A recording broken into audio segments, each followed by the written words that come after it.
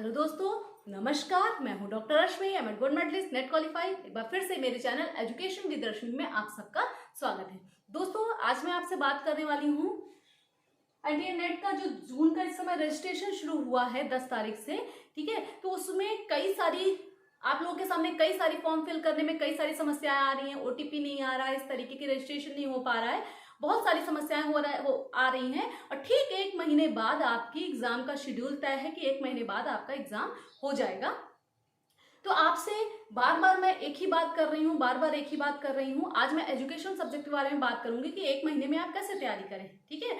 Form के बारे में मैंने पहले ही कह दिया था कि जब फॉर्म में कोई भी टेक्निकल इशू आता है तो वो केवल एक स्टूडेंट के लिए नहीं आता है कि आप परेशान हैं, दिन रात साइबर कैफे के चक्कर लगा रहे हैं या परेशान हैं सब पढ़ाई छोड़कर। इंपॉर्टेंट ये है कि फॉर्म तो आपका फिल हो जाएगा। अगर कोई टेक्निकल इशू है तो बहुत जल्दी एनटीए की तरफ से वो परेशानी जो भी है वो सॉल्व हो जाएगी, ठीक है। हर साल कुछ ना कुछ प्रॉब्लम्स आती हैं, लेकिन आपका का पूरा फोकस होना चाहिए इस टाइम पढ़ाई पर। मात्र 1 महीना बचा है, उसमें आप 15 दिन समझ लीजिए कि 31 जब तक की फॉर्म की डेट रहेगी तब तक की आप फॉर्म के लिए परेशान रहोगे और फिर सोचोगे कि 10 दिन में हम 12 दिन में क्या पढ़ाई कर लेंगे, क्योंकि 13 जून से एग्जाम का शेड्यूल तय है। और ये भी हो सकता है कि कोई इस चीज की गारंटी नहीं ले सकता, कोई कुछ नहीं कह सकता, क्योंकि जब एडमिट कार्ड आ जाएंगे तब ये तय होगा कि एग्जाम होगा कि नहीं होगा। लेकिन आपको ये मानकर तैयारी करनी है कि 1 महीने बाद आपका एग्जाम होना ही होना है, क्योंकि जब कोई टेक्निकल इशू आते हैं तो टेक्निकल फॉल्ट अगर प्रॉब्लम सॉल्व नहीं होती है तो हो सकता है कि फॉर्म की डेट आगे बढ़ा दी जाए। तो इसलिए फॉर्म फिल करने को लेकर परेशान होने की बिल्कुल भी जरूरत नहीं है। आपको फोकस करना है किस पर? पढ़ाई पर, ठीक है। क्योंकि पढ़ाई के लिए आपके पास 30 दिन है। आप 1 महीना नहीं, 30 दिन, और 30 दिन में कितने घंटे, यानी एक दिन में 24 घंटे। यानी आपके पास अगर आप मेहनत करते हैं, वही कहते हैं कि मेहनत का कोई विकल्प नहीं होता। आप इस समय चक्कर में पड़े कि 1 महीने में कोई कोचिंग वाला मुझे घोट कर पिला दे, कहीं से मुझे नोट्स मिल जाए। आपको चाहे जितने अच्छे से अच्छे नोट्स इस समय मिल जाएं, लेकिन कहते हैं ना कि दूसरे की लिखी हुई चीज दूसरे ने किस इंटेंशन से इसको इम्पोर्टेंट बोला है, हमने क्या पढ़ाई की है, हमारा पढ़ने का पैटर्न क्या है, मेरा नोट्स बनाने का पैटर्न क्या है, ये सब कुछ बिल्कुल अलग होता है। एक साइकोलॉजिकल फैक्ट है कि जितना कम टाइम आपके पास होता है एग्जाम के लिए, उतना ही अच्छी तैयारी आप कर सकते हैं। तो ये मत सोचिए कि केवल आपके पास 30 दिन है। अगर आपको 2 साल दे दिए जाएं, आप सोएंगे, खाएंगे, शादी पार्टी करेंगे, अरे अभी तो बहुत टाइम है।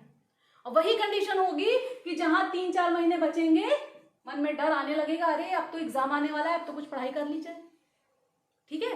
तो उससे तो अच्छा है कि कम टाइम में हम ज्यादा पढ़ाई कर लें, ज्यादा मेहनत कर लें, और सफलता आपको जरूर मिलेगी, ठीक है। और जो लोग पास आउट करते हैं और जो लोग करेंगे वो भी मात्र 30 दिन की तैयारी में ही करेंगे, ठीक। अभी आपने एग्जाम पिछला दिया, आपका क्वालिफाई नहीं हुआ, तो क्या करना है? आपको सिर्फ रिवीजन करना है, खुद को हर एक चीज से बिल्कुल अलग करके, एकांत ढूंढ के, केवल और केवल, क्योंकि एजुकेशन सब्जेक्ट की आज मैं बात कर रही हूं, सागर है बिल्कुल इसका सिलेबस, ना कोई और है ना कोई छोर है। कितना आपको पढ़ना है, कहां से पढ़ना है, बस आपका जो मैटर है, ठीक है। एक चीज आपको ध्यान रखनी है, कॉन्सेप्ट और क्वेश्चन।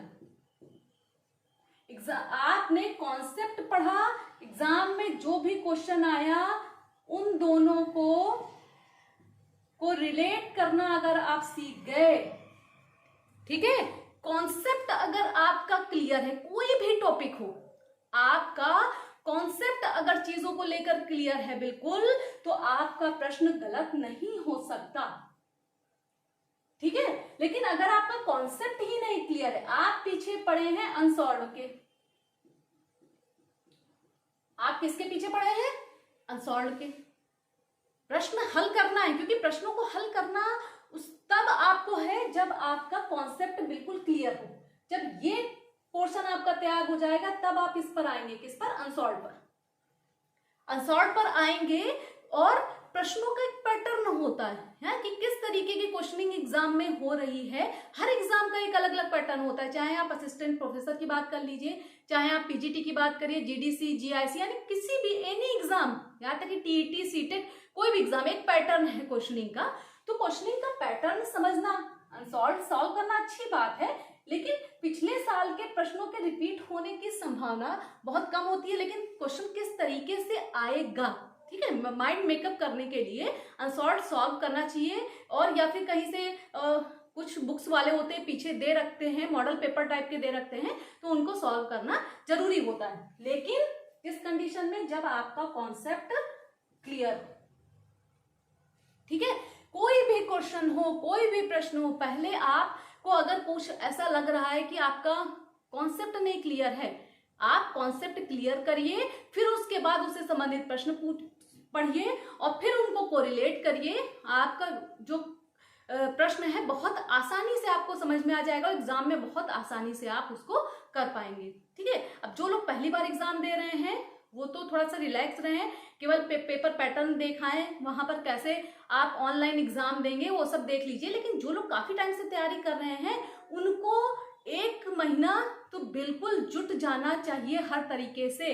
एजुकेशन में फिलॉसफी भी आएगी, साइकोलॉजी भी आएगी, रिसर्च भी आएगा, करिकुलम डेवलपमेंट भी आएगा, टीचर एजुकेशन भी आएगा, ठीक है, और स्पेशल एजुकेशन भी आएगा, ठीक। इस तरीके से बहुत ब्रॉड सिलेबस है एजुकेशन का, लेकिन आपको घबराना नहीं है, परेशान नहीं होना है।